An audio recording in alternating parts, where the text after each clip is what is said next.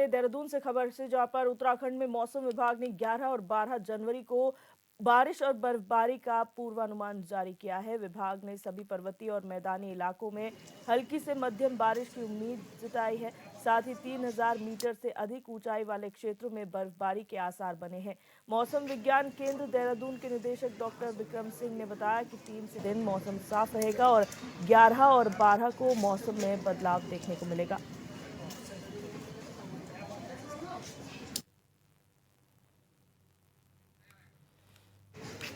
मौसम विभाग लगातार पूर्वानुमान जाहिर कर रहा है मौसम को लेकर आगामी दिनों के लिए। वहीं 11 और 12 तारीख के लिए प्रदेश में बर्फबारी और बारिश का पूर्वानुमान मौसम विभाग ने जारी किया है और इससे पहले जो है मौसम साफ रहने वाला है। मौसम विज्ञान केंद्र देहरादून के निदेशक डॉक्टर विक्रम सिंह ने ये जानकारी दी है और उन्होंने कहा है कि 11 और 12 को प्रदेश भर में अलग अलग जगहों पर बर्फबारी और बारिश देखने को मिल सकती है। वहीं उससे पहले मौसम साफ रहने का अनुमान है।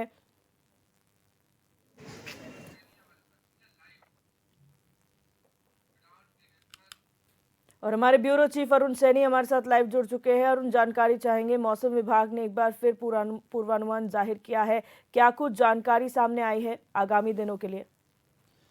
जी दिव्या, जिस तरीके से लगातार मौसम में बदलाव देखने को मिल रहा है और कई बार जो है मौसम में बदलाव भी देखने को मिलता है और 2-3 दिन में लगातार जो है मौसम में उतार चढ़ाव देखने को भी मिलते हैं। तो ऐसे में अब एक बार फिर मौसम विभाग ने पूर्वानुमान जारी किया है और मौसम विभाग के निदेशक डॉक्टर विक्रम सिंह ने पूर्वानुमान जारी किया, जिसमें उन्होंने कहा कि 9 यानी कि आज, कल और परसों यानी कि 10 तारीख तक मौसम साफ रहने के जो है वो आसार जताए जा रहे हैं।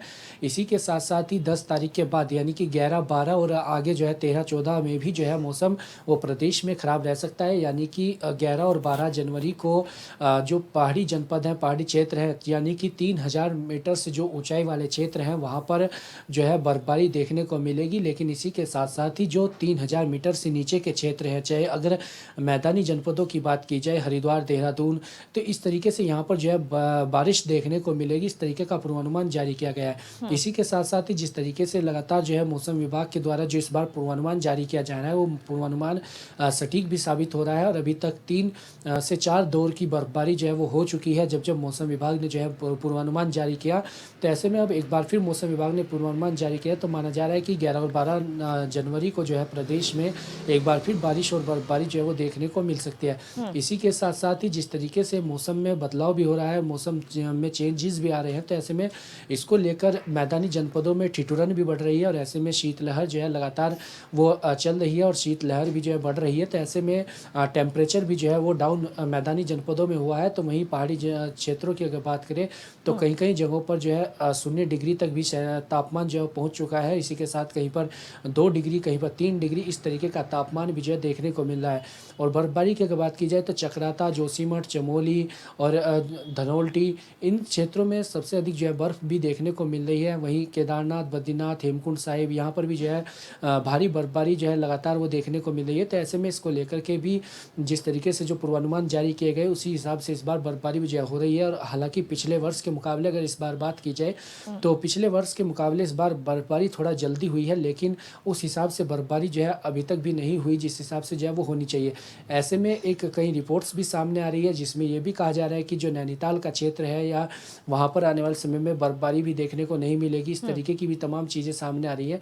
तो इसको लेकर भी मौसम विभाग के द्वारा तमाम पूर्वानुमान भी जारी किए गए, इसको लेकर भी तमाम चीज़ें चल रही हैं। तो लेकिन ऐसे में अब जो 11 और 12 जनवरी को मौसम विभाग के द्वारा पूर्वानुमान चेंज किया गया है, ये पूर्वानुमान कितना सटीक होता है और कितनी बर्फबारी जो है प्रदेश में होती है, कितनी नहीं, ये तमाम चीज़ें देखने वाली होंगी। अच्छा, जो एरीज द्वारा यहाँ पर संभावना जाहिर की गई है कि नैनीताल जैसे जितने शहर है यानी कि 2000 मीटर से कम ऊंचाई वाले जो इलाके हैं वहाँ पर बर्फबारी आने वाले समय में नहीं होगी, तो इसको लेकर कुछ तरह के बयान जो है मौसम विभाग द्वारा दिया गया है, कितना सटीक ये शोध हुआ है?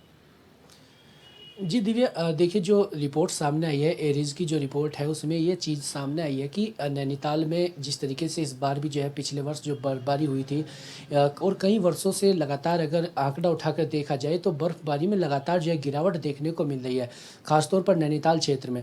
तो ऐसे में ये भी माना जा रहा है कि आने वाले समय में जो 1 से 2 साल या 3 साल में जो है हो सकता है कि बर्फबारी ना ही हो। तो इस तरीके की रिपोर्ट सामने आई है और ऐसे में इसका कारण ये बताया गया है कि जो झाड़ियाँ होती है, जो नीचे पानी में ज़मीन में नमी बनाती है, जो पानी को जो है मिट्टी को उपजाऊ बनाती है, मिट्टी में जो है नमी पैदा करने वाली झाड़ियाँ होती हैं, जो है इस तरीके के पेड़ पौधे होते हैं, वो लगातार लुप्त होते जा रहे हैं, विलुप्त होते जा रहे हैं। तो इस कारण जो है बर्फबारी जो है वो नहीं हो रही है। तो इस तरीके की तमाम चीज़ें सामने आई। इसको लेकर शासन प्रशासन और सरकार के द्वारा भी कहा गया है कि आगे इन तमाम चीज़ों को, जो चीज़ें सामने आई है उनको लेकर आगे कार्य किया जाएगा और आगे इस पर ध्यान दिया जाएगा ताकि बर्फबारी हो, क्योंकि पर्यटन के क्षेत्र से लिहाज से भी अगर देखा जाए तो उत्तराखंड पर्यटन का राज्य भी है और यहाँ से देश विदेश से पर्यटक आए साल जो है उत्तराखंड का रुख भी करते हैं, यहाँ की अच्छी वादियों का लुत्फ़ उठाने के लिए आते हैं, बर्फबारी का लुत्फ़ उठाने के लिए आते हैं।